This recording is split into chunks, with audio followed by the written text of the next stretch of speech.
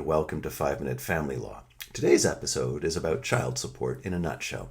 Future episodes will get into child support in a lot more detail, but for now, we're just going to cover the basics. While a child's parents are together, both of them have a civil and a criminal obligation to provide their children with the necessities of life.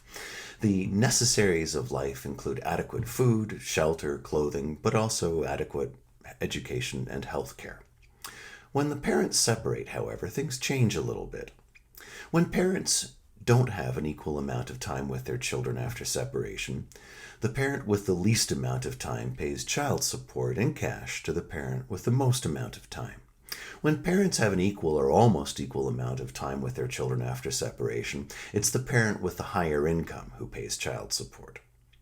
But what's really important to understand is that child support is the right of the child, not the right of the parent who is receiving it. And what that means is that in situations where a parent says, I won't seek to exercise my parental responsibilities if you don't ask me to pay child support, bargains like that aren't enforceable. I mean, parents can reach agreements like that if they want, but what the payor has to understand is that the court will never uphold a bargain like that because the recipient is trying to give away a right that doesn't belong to them. It belongs to the child. In Canada, child support is calculated according to the Child Support Guidelines. The Child Support Guidelines are a regulation to the Divorce Act, but they have been adopted by every province and territory except Quebec. So what that means is that if you live in British Columbia, whether you're paying child support under the Divorce Act or under the Family Law Act, you're going to be paying the same amount and it will have been calculated in the same way. The way child support works at its most basic level is that the amount of child support paid is determined according to the income of the payor, that's the person paying support, and the number of children support is being paid for. Here, for example, is the table for one child for the province of British Columbia, and you can see how someone with an annual income of $20,000 would be required to pay child support in the amount of $165 per month. And the amount of support payable increases not only as income goes up, but as the number of children goes up.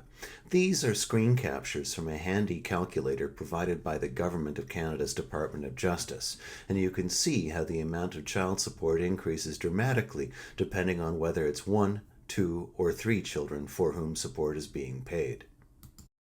And that's how child support works in simple situations. But things can get a little complicated when one of the children being supported is over the age of majority, when the payor has an annual income higher than $150,000 per year, when the payor is a step-parent rather than a natural or a birth parent, when each of the parents has the primary care of one or more siblings, and when the parents share the children's time more or less equally.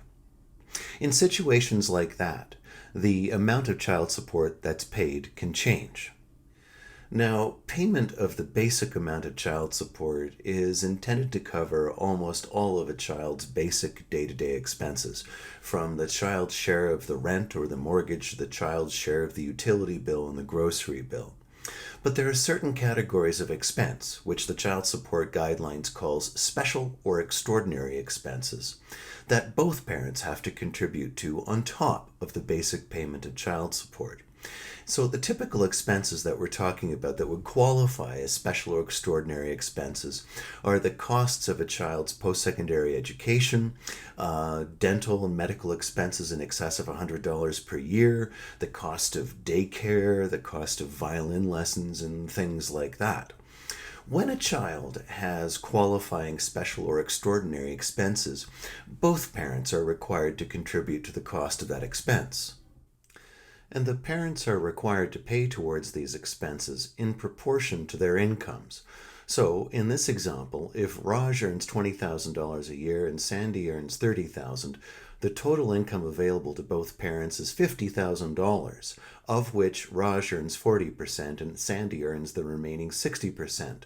As a result, Raj would pay 40% of the net cost of any of the children's qualifying special or extraordinary expenses, and Sandy would pay the rest.